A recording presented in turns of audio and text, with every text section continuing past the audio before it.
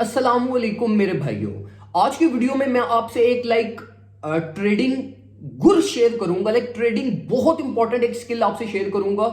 Actually में ये trading strategy है और मैं आपको गारंटी से कह सकता हूं कि ये चीज जो मैं आपको अभी एक्सप्लेन करने लगा हूं, अगर आपने इसको प्रॉपरली डाइजेस्ट कर लिया, सीख लिया, तो ये आपके ट्रेडिंग स्किल्स को और आपके जो लॉस के चांसेस है ना, उसको 100% ओवरटेक कर लेगी। तो चीजों को लाजमी समझिएगा और मैं आपको इस चीज की भी गारंटी देता हूं कि भाई ये जो टेक्निकल साइड ऑफ मार्केट जो मैं आपसे इस वीडियो में शेयर करने लगा हूं ना, ये आपका कोई भी टेक्निकल एनालिस्ट, आपका कोई भी क्रिप्टो गुरु आपको ये चीजें कभी भी एक्सप्लेन नहीं करेगा। आप किसी का भी प्रीमियम कोर्स उठा के देख लो, आपने बाई भी किए हुए होंगे, उसमें आपको ये टेक्निकल साइड ऑफ मार्केट नहीं मिलेगी जो मैं आपको इस वीडियो में एक्सप्लेन करने लगा हूं। सबसे पहले तो ये देखो मेरे भाइयों, मार्केट के ट्रेंड्स क्या होते हैं। मार्केट के दो तरह के ट्रेंड्स होते हैं, एक डाउनवर्ड ट्रेंड, एक अपवर्ड ट्रेंड। ठीक है, एक्चुअली में यही दो ट्रेंड होते हैं, बाकी बीच में साइडवेज और कंसोलिडेशन और फेक आउट्स उन सबको इग्नोर कर दो। एक डाउनवर्ड ट्रेंड आ गया, एक अपवर्ड ट्रेंड हमारे पास आ गया। अब जिस तरह अभी करंट मार्केट सिचुएशन में मार्केट डाउनवर्ड ट्रेंड में चल रही है, अब डाउनवर्ड ट्रेंड में हमें स्ट्रेट फॉरवर्ड ये चीज पता होती है कि यार मार्केट ने ना फेल करना है, मार्केट रिलीफ प्रोड्यूस करेगी, फिर फर्दर डाउन हमारे पास फेल करेगी। अब ये जब इतनी ट्रांसपेरेंट मार्केट है, जब आपको पता है कि यार ट्रेंड डाउनवर्ड साइड पे है, फिर भी आप लॉस कर रहे हो, वो क्यों लॉस कर रहे हो? इसका मतलब ये है कि जो ट्रेंड है ना, हम ट्रेंड को सही तरीके से नहीं समझ पा रहे कि एक्चुअली में ट्रेंड में किस तरीके से मार्केट ने अपना प्राइस एक्शन करना है। तो मैं आपको गाइड करता हूं कि ये एक्चुअली में बिलिश ट्रेंड चलता किस तरीके से है और ये बुलिश ट्रेंड किस तरीके से चलता है, ताकि आप मार्केट में स्टक ना हो।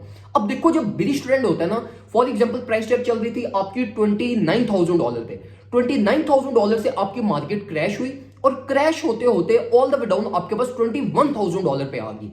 अब ये था बिलिश ट्रेंड, मतलब इस ट्रेंड के थ्रू मार्केट फेल हुई। ठीक है, मतलब ये चीज अभी ट्रेंड की कंप्लीशन हुई है। अब हम क्या करते हैं, हम देखते हैं यार 29 से 21 पे मार्केट आ गई है, अब तो मार्केट लाजमी अपवर्ड साइड पे जाएगी, ये सेफ पाएंगे, यहां से हम जो है ना वो मैक्सिमम एक्युमुलेट कर लेते हैं और यहां से हम पे मार्केट में प्ले करेंगे। लेकिन इन रियलिटी ट्रेंड में वो चीज उस तरीके से नहीं हो रही होती।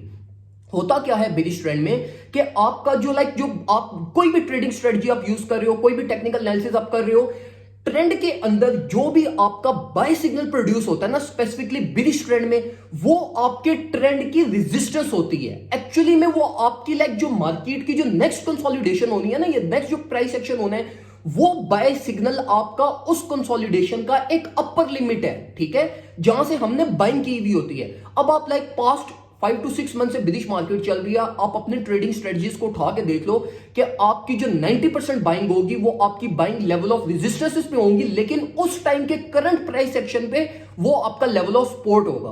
तो मेरे भाइयों, जब भी आपके पास बिलिश ट्रेंड चल रहा होता है ना, आप कोई भी ट्रेडिंग स्ट्रेटजी यूज कर रहे हो, उसमें जो आपका बाय सिग्नल प्रोड्यूस हो रहा होता है ना, वो आपका in reality upcoming price action का, जो नेक्स्ट प्राइस एक्शन हमारे पास मार्केट का होगा, वो उसकी लेवल ऑफ रेजिस्टेंस होती है, वो उसकी लेवल ऑफ हमारे पास हायर लिमिट होती है।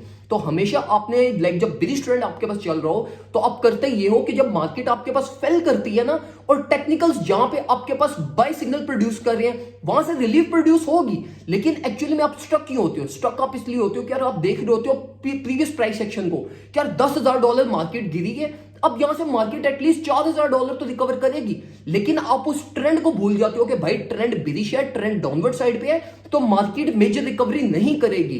तो जो आपकी बाइंग होती है ना, वो एक्चुअली में अच्छी बाइंग होती है, लेकिन ट्रेंड डाउनवर्ड साइड पे होता है तो वो रिलीफ उस तरह से प्रोड्यूस नहीं होती। आपके टारगेट्स पे फिर ज्यादा होते हैं कि यार $10,000 की करेक्शन हुई है, $4,000 तो पंप हो मार्केट, और मार्केट $1,000 पंप करने के बाद नीचे की तरफ दोबारा फेल कर जाती है, और फिर वो जो आपकी बाइंग होती है वो एक लेवल ऑफ रेजिस्टेंस पे होती है, जो मार्केट रिकवर करते करते करते करते फिर आपकी बाइंग के नीचे मार्केट जो है ना वो घूमती रहती है और आप ब्रेक इवन का वेट करते रहते हो।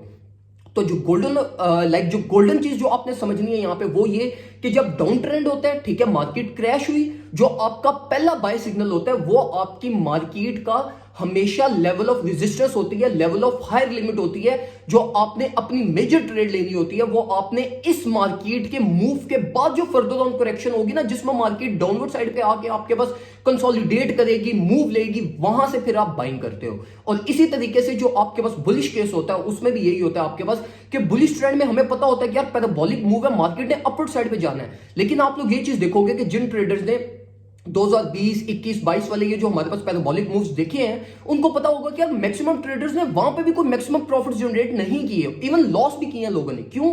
क्योंकि देखो जब मार्केट पंप करके जा रही होती है ना, और जहां पे आपका सेल सिग्नल आता है, वो एक्चुअली में आपके पैराबोलिक मूव का बॉटम होता है, ठीक है। वो आपके पैराबोलिक मूव की सपोर्ट जनरेट होती है, जहां से हम टेम्परेरी तो सेल कर देते हैं, टेम्परेरी तो प्राइस फेल कर जाती है, लेकिन पंप आपके पास $5-6 हुआ होता है, तो हम ये एक्सपेक्ट करते हैं कि भैया करेक्शन भी आपके पास $3-4 हो। तो वो नहीं होती, क्योंकि आपका जो ट्रेंड होता है वो अपवर्ड साइड में होता है, मार्केट का मोमेंटम अपवर्ड साइड पे होता है। तो आपको ये चीजें समझने की जरूरत है कि जब भी आपका ट्रेंड डाउनवर्ड साइड पे है, तो आपने अपने टेक्निकल्स, अपनी ट्रेडिंग स्ट्रेटजी को देखो। ये जो टेक्निकल्स होते हैं ना, इनमें ये ट्रेंड्स और ये मार्केट पर्सपेक्टिव, प्राइस एक्शन, ये चीजें इन्वॉल्व नहीं होती।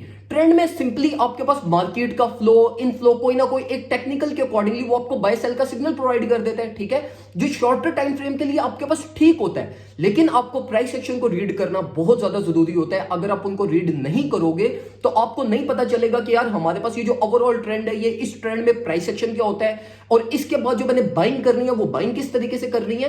तो ये चीजें समझने की यहां पर बहुत ज्यादा जरूरी है। अगर आप सिर्फ ये इस कॉन्सेप्ट को समझ जाओ ना, और आप लाइक चार्ट्स में इंप्लीमेंट करना शुरू कर दो, तो यकीन मानो आपके ट्रेडिंग स्किल्स, आपके ट्रेडिंग स्ट्रेटजीज एक बहुत ज्यादा ह्यूज मार्जिन से इंक्रीज हो जाएंगी। तो ये कुछ इंफॉर्मेशन थी जो मैं आपसे शेयर करना चाहता था।